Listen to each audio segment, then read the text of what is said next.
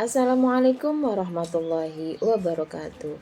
Perkenalkan, saya Lili Ikawati dari kelas A22 dengan NIM 22811313105 dari program studi pendidikan Islam.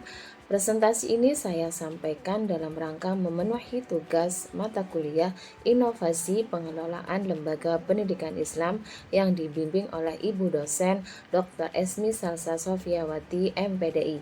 Judul presentasi saya adalah Strategi Pendanaan dan Keberlanjutan Inovasi Pendidikan Islam. Topik ini penting karena inovasi dalam pendidikan tidak hanya membutuhkan ide yang kreatif, tetapi juga perencanaan serta pendanaan yang matang. Tanpa pengelolaan dana yang baik, banyak inovasi yang gagal dilanjutkan. Karena itu, kita akan membahas bersama bagaimana strategi pendanaan dan pengelolaan dapat mendukung inovasi agar berkelanjutan dan berdampak nyata. Sumber pendanaan. Dalam hal pendanaan, kita tidak bisa hanya mengandalkan satu pihak. Pemerintah melalui BOS atau BOS dan BOP, masyarakat melalui zakat, infak dan wakaf, serta kerjasama kemitraan dengan kampus atau LSM, semuanya berperan penting.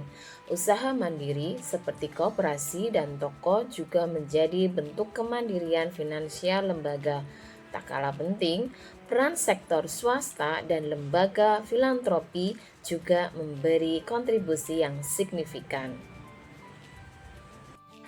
Nah, agar pendanaan ini efektif, diperlukan strategi pengelolaan yang baik, mulai dari menyusun anggaran secara rinci, mencatat transaksi dengan tertib, memanfaatkan aplikasi keuangan, hingga membuka peluang dari berbagai sumber. Evaluasi berkelanjutan juga sangat penting agar pengelolaan keuangan tetap efisien dan akuntabel. Kita bisa lihat contohnya, madrasah yang membeli laptop dari dana BOS atau pelatihan guru yang disokong oleh CSR perusahaan. Hasilnya sangat terasa. Pembelajaran jadi lebih digital, siswa lebih semangat, dan lingkungan belajar pun semakin dinamis. Namun, dalam praktiknya banyak tantangan yang harus dihadapi, mulai dari dana yang terbatas, ketergantungan pada satu sumber, rendahnya literasi keuangan, hingga kurangnya kontrol terhadap penggunaan dana. Oleh karena itu, membangun kepercayaan donatur dan menjaga transparansi adalah langkah yang sangat penting. Untuk menjamin keberlanjutan inovasi, program harus relevan dengan kebutuhan yang nyata. Komunitas termasuk alumni perlu dilibatkan. Lembaga juga perlu mengembangkan usaha ekonomi kecil serta terus meningkatkan kualitas tim yang mengelola inovasi ini. Disinilah peran penting manajer lembaga. Mereka harus menjadi visioner yang mampu menyusun strategi yang realistis dan bernilai. Fungsi koordinasi, kemampuan lobby, dan evaluasi berkala menjadi bagian dari upaya menjaga agar inovasi tidak hanya berjalan, tapi juga berdampak nyata. Maka, apa kuncinya?